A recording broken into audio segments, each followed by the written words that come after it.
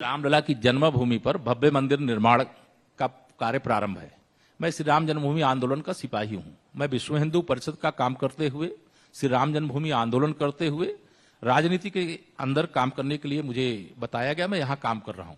लेकिन रामलला का भव्य मंदिर देश की सर्वोच्च अदालत के फैसले से बन रहा है, यह मोदी है इसलिए मुमकिन हुआ है। और फायदा नुकसान या जो हमारे विपक्षी हैं, हम आप ही के कई मंचों पे हमने देखा है, विपक्ष का कोई नेता आता था, बैठता था कि भाजपा वाले कहते हैं रामलला हम आएंगे, मंदिर वहीं बनाएंगे, तारीख नहीं बताएंगे। अरे भैया, हमने तारीख बता दिया, मंदिर का निर्माण हो रहा है, चलो कार सेवा करने के लिए। लेकिन अब वो नहीं बोलेंगे, क्योंकि रामलला का भव्य मंदिर या रामलला का मंदिर नहीं, राष्ट्र की एकता का मंदिर निर्माण हो रहा है, जिसमें पूरे दुनिया के राम भक्तों की नजर लगी हुई है, देश के राम भक्तों की नजर लगी हुई है। और इसी रामलला के भव्य मंदिर के निर्माण के साथ साथ आपने देखा होगा, श्री राहुल गांधी जी को जनेऊ दिखाते हुए आपने देखा था क्या? भाजपा की सरकार बनने से पहले बाबा विश्वनाथ जी के मंदिर में पूजा करते हुए देखा था क्या? श्री अखिलेश यादव जी की सरकार थी 2013 में, मैं विधायक था। श्री अखिलेश यादव जी की सरकार के समय में प्रयागराज का कुंभ का मेला हुआ था। ये कुंभ में डुबकी लगाने नहीं गए थे, लेकिन भाजपा की सरकार देश की जनता ने, प्रदेश की जनता ने बना दिया, तो इन्हें कुंभ प्रयागराज में भी जाना पड़ा और हरिद्वार में भी डुबकी लगाने जाना पड़ा। इनको समझ में आ रहा है कि अब मुस्लिम तुष्टीकरण की राजनीति के आधार पर अब प्रदेश और देश की जनता को गुमराह नहीं किया जा सकता। न्याय सभी के साथ होना चाहिए, तुष्टीकरण किसी का नहीं होना चाहिए।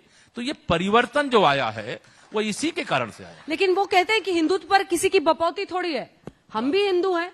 यही तो हमारी जीत है, हम तो यही कहते थे।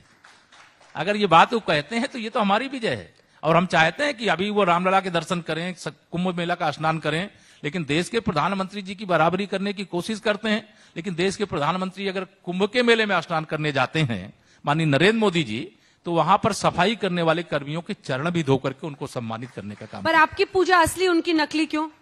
ये तो आप उनसे पूछे, वो जनेऊ दिखाते हैं। अगर वो असली होते तो सवाल ही नहीं आप करती मुझसे। सवाल ही इसलिए कर रही है कि उनका सब दिखावा है और हमारे अंदर असलियत है। मुस्लिम तुष्टीकरण की आपने बात की तो असदुद्दीन ओवैसी आ गए हैं, आपकी टीम भी है, 100 सीटों पर लड़ रहे हैं। विपक्ष का यही कहना है कि वो आपकी टीम भी है, ध्रुवीकरण करने के लिए आप उनको हर बार बुला लेते हैं। देखिए, ये विपक्ष का मामला है। हम एक बात कहते हैं, 100 में से 60% वोट हमारा है, 40% वोटों में बंटवारा है और बंटवारे में भी हमारा है।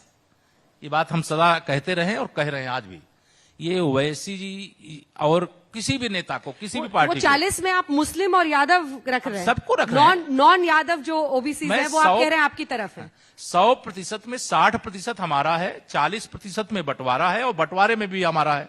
और जो बंटवारे में हमारा है उसके आगे की लाइन में जोड़ दे रहा हूं, यह अंदर की बात है। यदुवंशी और रविदास वंशी भी हमारे साथ है।